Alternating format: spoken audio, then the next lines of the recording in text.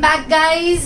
We have seen different types of immunities, but कई बार ये जो हमारा इम्यून सिस्टम है ये ठीक से काम नहीं करता है, राइट? एंड उस वजह से हमें बहुत सारी प्रॉब्लम्स भी होने लगती है, जैसे कि we suffer from something called as hyper sensitivity, allergy and autoimmune diseases. So let us just discuss in short what are these different types of incapabilities of our immune system. Okay? सबसे पहले चलते हैं हमारे allergy पर. अब भाई ये allergy होता क्या है? Allergy is nothing but a type of hyper sensitivity. Okay, अब ये एलर्जी किसकी वजह से होता है? कुछ चीजों की वजह से, जिनको हम एलर्जेंस कहते हैं. भाई ये एलर्जेंस क्या है? Allergens can be anything. I may have allergy to peanut butter. I may have allergy to some chemicals present in the mushroom. I may have allergy to dust. तो तुम देखोगे डस्ट, कहीं पे भी तुम जाओगे, क्लीनिंग हो रही है तो तुम्हें अच्छू अच्छू शुरू हो जाएगा. I may be allergic to pollen grains. I may be allergic to animal dander, मतलब animals के hair या उनसे निकलने वाला powder, right? So basically allergens can be anything. Allergens can be something, some chemical present in your food. इसीलिए जब तुम कोई भी फूड पैकेट देखते हो तो वहां पे लिखा होता है may contain allergens और may contains peanut butter which may be allergic. So हर एक इंसान को कई बार बहुत सारी ऐसी चीजों की एलर्जी होती है जो कि शायद आगे दूसरे वालों के लिए एलर्जिक नहीं. जैसे मेरे लिए पीनट बटर हो सकता है एलर्जिक नहीं है, बट किसी और के लिए हो सकता है. So basically एलर्जी क्या होती है? It is hypersensitivity and it is for allergens. जैसे कि हमने बोला क्या? pollen, then dust, then mites, then dander, okay, dander in the animal, okay, या फिर कुछ chemicals in the food, okay. अब जब मेरे बॉडी में सपोज एक पोलन ग्रेन चला गया, अभी पोलन ग्रेन कर ही क्या लेगा, राइट? बट अगर मेरी बॉडी में कुछ पोलन ग्रेन चले गए, इफ आई इनहेल, तो मेरी बॉडी को लगता है कि भैया पूरे माइक्रो ऑर्गेनिजम्स की सेना अंदर आ गई है. What my body does is it considers it to be a foreign particle causing a lot of damage. तुरंत सारे के सारे इम्यून सिस्टम के सेल्स को एक्टिवेट कर देगा और सबसे पहले क्या करेगा? Inflammation.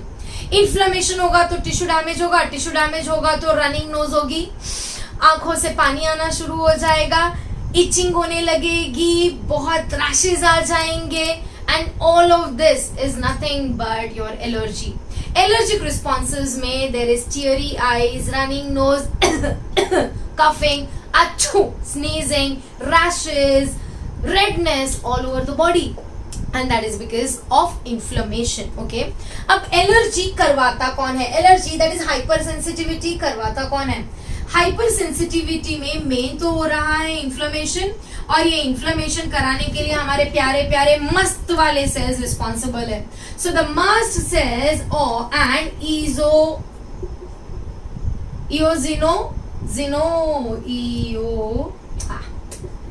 eosinophils. Okay, so mast cells और eosinophils they release chemicals जिसको हम बोलते हैं histamine. Okay, so they release histamine and they release serotonin. Histamine और सेरोटोनिन आते बराबर भाई इन्फ्लेमेशन की शुरुआत हो जाएगी, राइट? उसके अलावा एलर्जी में तुम्हारे बी सेल्स भी एक्टिवेट होते हैं एंड बी सेल्स रिलीज करते हैं भर भर के एंटीबॉडी. कौन सा? IgE.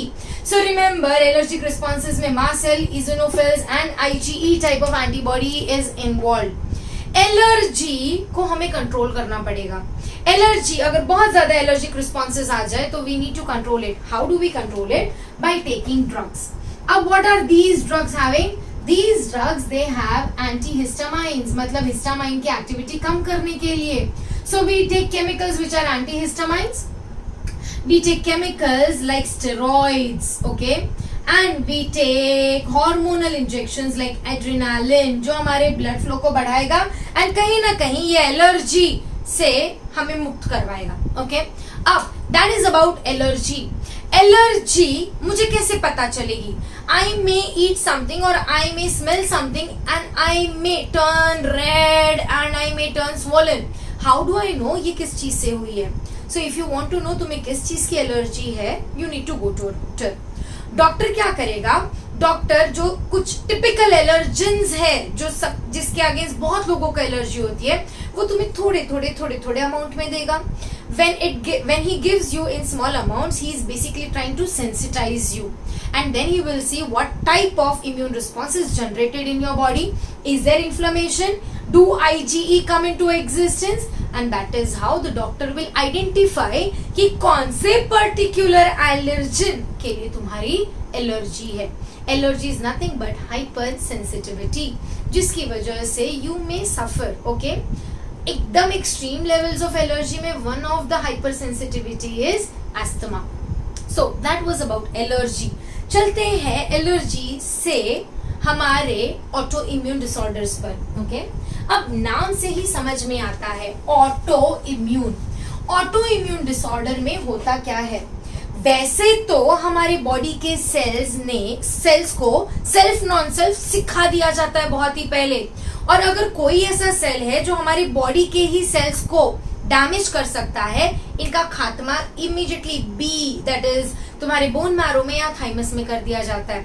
So all are lymphocytes, all are WBCs are taught self non self recognition, but some cells में फॉरगेट दैट. मतलब कुछ सेल्स ये भूल जाते हैं recognition, and then they do what? They start damaging the cells of your own body. That is called as auto immune disorder. So auto immune disorder में okay, the self non self recognition is lost. So self non self recognition is lost, जिसकी वजह